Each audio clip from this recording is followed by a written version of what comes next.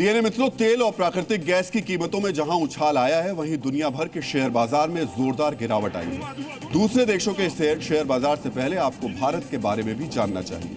DNA मित्रों, Iran war शुरू होने के बाद आज शेयर बाजार खुलने का पहला दिन था।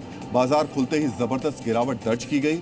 सेंसेक्स 2700 पॉइंट से ज्यादा की गिरावट के साथ खुला, जबकि निफ्टी की शुरुआत 500 पॉइंट्स की गिरावट से हुई है। हालांकि बाद में इसमें थोड़ा सुधार आया और सेंसेक्स 1048 पॉइंट्स की गिरावट के साथ 80,239 पर बंद हुआ, जबकि निफ्टी 313 पॉइंट्स की गिरावट के साथ 24,866 पर बंद हुआ।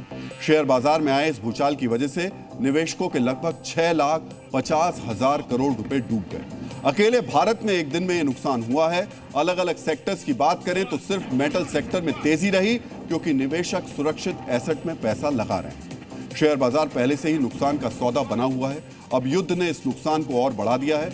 इस साल सेंसेक्स अभी तक 5,000 पॉइंट्स गिर चुका है और चिंता की बात यह है कि अभी गिरावट का सिलसिला आगे भी बना रहेगा, क्योंकि युद्ध थमने का फिलहाल कोई संकेत नजर नहीं आ रहा है। डीएनए मित्रों, दुनिया के बाकी बाजार भी इस गिरावट से बच नहीं पाए। जापान का निक्केई 793 पॉइंट गिरा।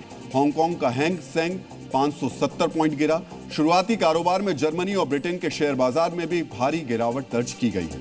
अमेरिका का डाउ जोन्स तो खुलते ही 500 पॉइंट्स गिर गया। दुबई में शेयर बाजार बंद होने की वजह से असर नहीं दिखा, लेकिन 2 दिनों के बाद जब बाजार खुलेगा तो वहां भी असर दिखना तय है, क्योंकि ईरान ने दुबई पर मिसाइल्स की बारिश कर दी है। दुबई का शटर डाउन हो चुका है। पर्यटन का सेक्टर थम चुका है। डीएनए मित्रों, पाकिस्तान के कराची स्टॉक एक्सचेंज में तो ऐतिहासिक गिरावट आई। वहां कुछ समय के लिए ट्रेडिंग बंद करनी पड़ी।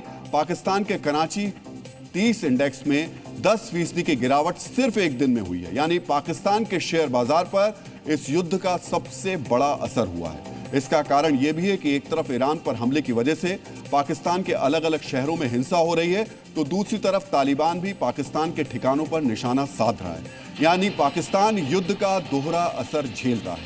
पूरी दुनिया के शेयर बाजारों को मिला दें तो निवेशकों को $1 ट्रिलियन से ज्यादा का नुकसान होने का अनुमान है। जिस समय दुनिया भर के शेयर बाजार सहमे हुए हैं, उस वक्त इजराइल के शेयर मार्केट में तेजी आ गई। जब दुनिया के ज्यादातर बाजार युद्ध की वजह से गिर गए, उस समय युद्ध लड़ने वाले देश इजराइल का स्टॉक एक्सचेंज उल्टा चला और इसमें रिकॉर्ड उछाल देखी गई। ईरान लगातार इजराइल पर मिसाइल अटैक कर रहा है, लेकिन इसके बावजूद इजराइल का शेयर बाजार बढ़ रहा है। तेल अवीव स्टॉक एक्सचेंज में आज लगभग 4% की बढ़ोतरी दर्ज की गई। 35 सबसे बड़ी कंपनियों का इंडेक्स 4,300 पॉइंट के पार चला गया। 10 साल से ज्यादा समय में सबसे ऊंचा क्लोजिंग लेवल है।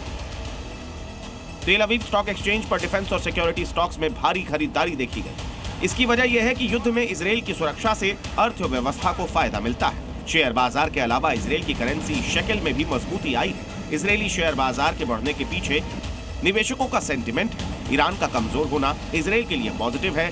इसी उम्मीद में इजराइल के लोग शेयर बाजार में पैसा लगा रहे हैं। इजराइल को उम्मीद है कि इस बार के युद्ध में उसकी निर्णायक जीत होगी और ईरान के सुप्रीम लीडर खामेनेई के मारे जाने से ईरान का खतरा अब खत्म हो जाए।